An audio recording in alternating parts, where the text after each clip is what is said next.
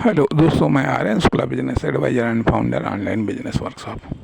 मित्रों, आज हम बात करना चाहेंगे पुराने बिजनेस के संचालन के संदर्भ में, अर्थात पुराने बिजनेस का संचालन, या जब आप बिजनेस को स्टार्ट कर देते हैं उसके बाद में क्या कंडीशंस आती हैं उस कंडीशंस के बारे में हम विचार करना चाहेंगे। कि एक बात तो यह आती है कि टाइम, एक्शन और मनी, यह इन्वेस्टमेंट लगातार आपको करना है। बिजनेस चले या ना चले, बिजनेस में सेल्स हो या ना हो, इनकम हो या ना हो, आपको करना ही करना है।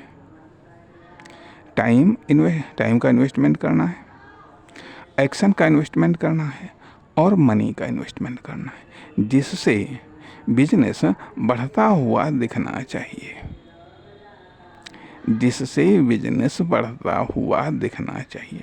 अर्थात यह इन्वेस्टमेंट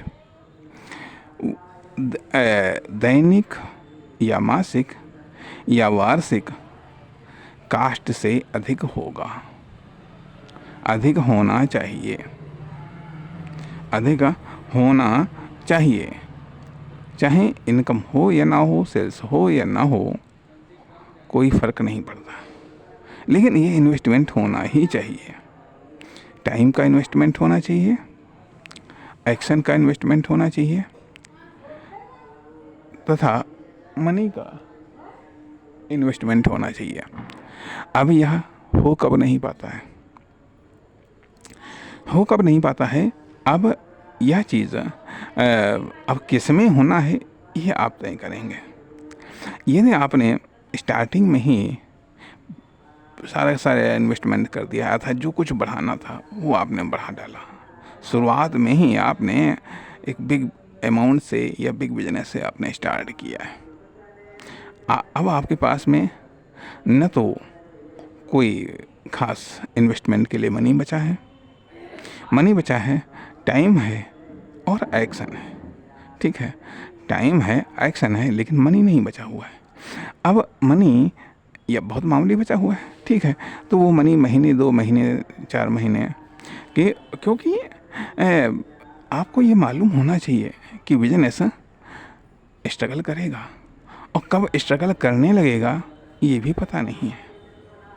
बिजनेस में कब इमरजेंसी फंड की आवश्यकता पड़ जाए ये भी पता नहीं।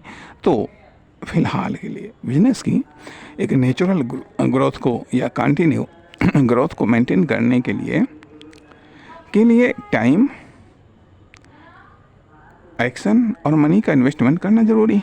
तो जब स्टार्टिंग में ही आपने इन्वेस्टमेंट कर दिया, जा करके बड़ा इन्वेस्टमेंट कर दिया, ठीक है, चाहे वह दुकान में हो या फर्म में हो या कंपनी में हो या प्रोडक्ट में हो या फिर सर्विस में हो, अब आपके पास में बचा क्या है? नहीं बचा है, ना तो आपके पास में इन्वेस्टमेंट बचा है, ना आपके पास में वो सेक्टर बचे हैं जहाँ पर आपको इन्वेस्टमेंट करना है। तो अब आप यदि मान लिया कि इन्वेस्टमेंट आपके पास में बचा हुआ है, ठीक है, यदि आपके पास में मनी के रूप में इन्वेस्टमेंट बचा हुआ है, तो जब कोई भी सेक्टर से ना हो, जब आपकी कुछ समझ में कोई ना आए, तो आप लर्निंग में इन्वेस्टमेंट कर सकते हैं, आप रिसर्च में इन्वेस्टमेंट कर सकते हैं, सर्च में इन्वेस्टमेंट कर सकते हैं, एक्सपर्ट एडवाइस में इन्वेस्टमेंट कर सकते हैं।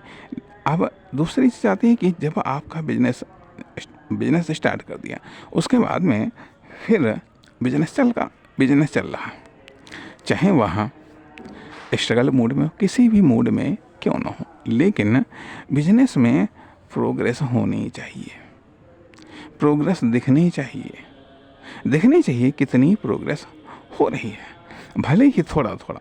यदि आपके पास में कम इन्वेस्टमेंट है, थोड़ा थोड़ा करिएगा।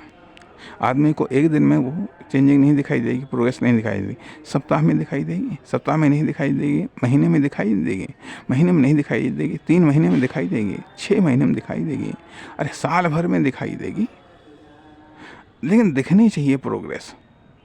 अर्थात ये जो डिसप्रोग्रेस है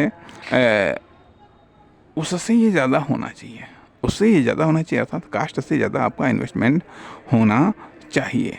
इसकी आपको व्यवस्था करनी ही है, इसकी व्यवस्था आपको करनी ही है। यदि मान लिया भले ही आप ऐसा कर सकते हैं, यदि आपके पास में कैपिटल नहीं है, ठीक है, तो आप वर्तमान में उस बिजनेस को जो आप कर रहे हैं, ठीक है, उससे कैपिटल को निकाल लीजिएगा, खाली कर लीजिएगा। उससे जब आप उसको खाली कर लेंगे, पहली बात तो तात्कालिक तौर पर आपकी रिस्क कम हो जाएगी, फिर आप अर्थात फिर से रीस्टार्ट करिएगा, फिर से आप रीस्टार्ट करें। 50% खाली कर सकते हैं, 75% आप खाली कर सकते हैं। तो इससे लॉस तो होगा, लॉस वैसे भी होगा, ऐसे भी लॉस होगा। अर्थात लॉस में आप कौन सा भी ऑप्शन चुनते हैं। इम्पोर्टेंट तो ये भी है कि प्रॉफिट में तो आपके पास में बहुत सारे ऑप्शन हैं, आप सारे प्रॉफिटेबल ऑप्शन चुन सकते हैं, लेकिन लॉस में आप कौन सा ऑप्शन चुनते हैं।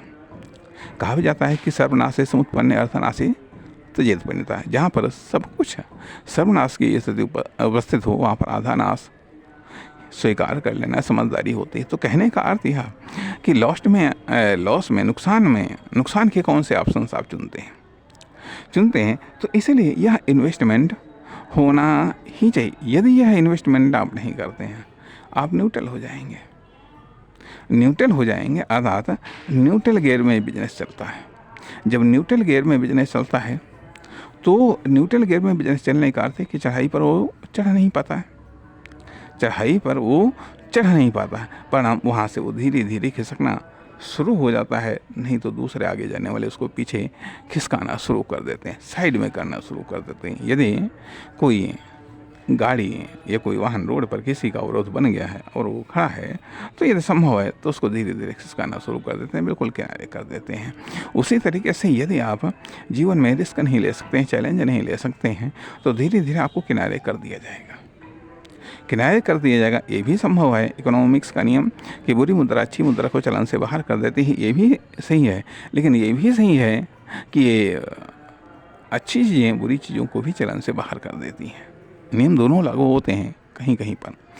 तो इसलिए इम्पोर्टेंट चीज़ें हैं कि पुराने बिजनेस के संदर्भ में टाइम, एक्शन और मनी का इन्वेस्टमेंट कंटिन्यू होना ही चाहिए। नमस्कार, धन्यवाद।